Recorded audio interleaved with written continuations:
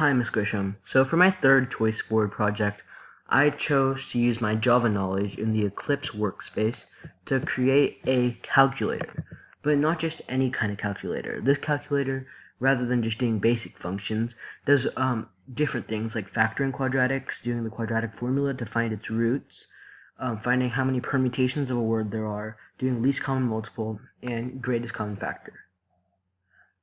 So basically, in this first section of my code here, it's where I'm declaring all the components I'm using in my program. Here is me setting them up,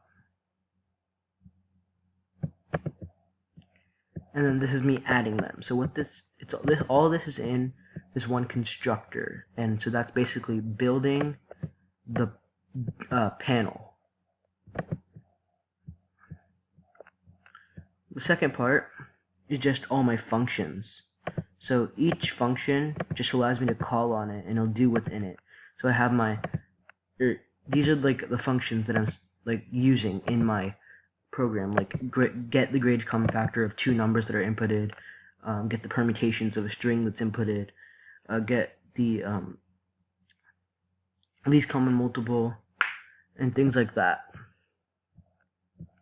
And now down here I have my action listeners. Now what these action listeners do is they allow me to add them to buttons, and when that button is clicked, it'll do what's in this action performed action event E section.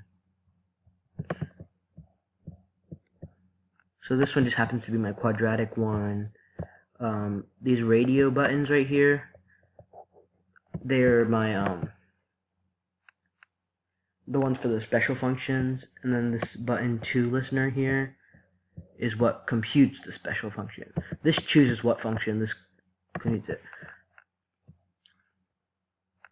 So yeah, those are the button listeners, and then lastly we have the main method.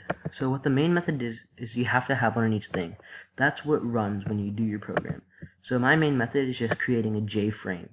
So what a JFrame is it's this window that opens up, and it allows you to add JPanels to it, and basically that's what the content in that JFrame is. In my case, my JPanel is all of this stuff I showed you in the constructor. So this JFrame is just setting the size, it's getting the content, and yeah. So now when I run the program, we get this thing right here. Now this whole window is my JFrame, and the content inside is my JPanel.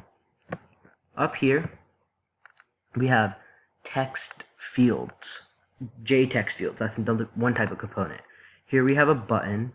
Here we have a text area, not a text field.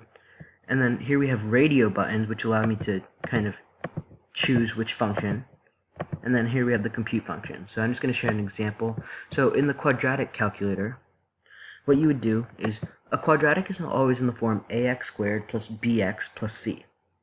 So you'd input your a, your b, and your c. So let's try 4, 4, and 1. So for the equation y is equal to 4x squared plus 4x plus 1, there is one root, which happens to be negative 0.5, and the factored form is 2x plus 1, close parentheses, and then parentheses 2x plus 1, so it's just 2x plus 1 squared. Now, I know that's correct because if I go to my Desmos calculator over here, this is 4x squared plus 4x plus 1, this graph right here. Now, if I put down 2x plus 1, 2x plus 1, you get the same thing, so there's no difference, meaning it factored it correctly. Now, if we look at the roots, this point right here, there's one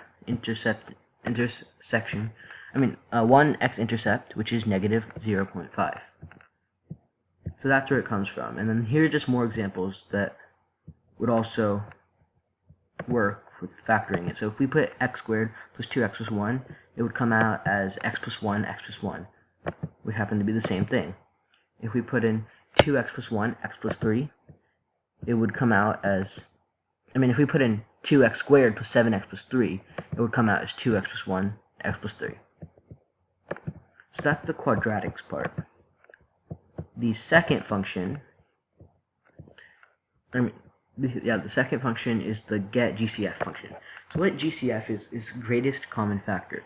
So basically, if you put in two numbers, it will find the greatest number that is a factor of both 35 and 50. In this case, it's 5, because that is the greatest number that can divide both 35 and 50. Now, the reason you're seeing all these point zeros is because I chose to use doubles for this. A double is just basically a number that can have a decimal in it. I did that because that way there's less chance of any computation errors. So that's what GCF does. Let's do LCM. LCM is similar, but instead of finding the greatest common factor, it finds the least common multiple. So if we put 50 and 35 again, the least number that is that 35 and 50 are both a factor of is 350. We can try that with smaller numbers as proof. 3 and 6. The least number that both of these are a multiple of, the least number that both of these are a factor of is 6. Lastly, we have permutations. Permutations, basically, you input a string of anything, any type of character, and it will return how many different ways that string can be organized. Now, basically, I have proof. Dog. There's 6 ways for that to be organized. DOG, OGD, GDO, DGO, ODG, GOD. There's no other way to organize those 3 letters. This part of the program works by,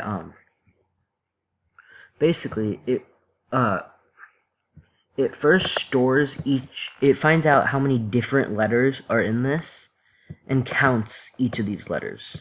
And so the formula for permutations is the total amount of letters factorial over all the repeats factorial. And so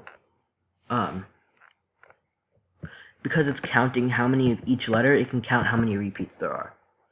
The GCF and LCM work by the numbers keep adding 1 until there's something that work. From 0, it keeps adding 1 until there's a number. For GCF, it's the factor of both of, for GCF it subtracts 1 from the lower number. For LCM, it adds 1 from the higher number. That way it can find it eventually. So, thank you.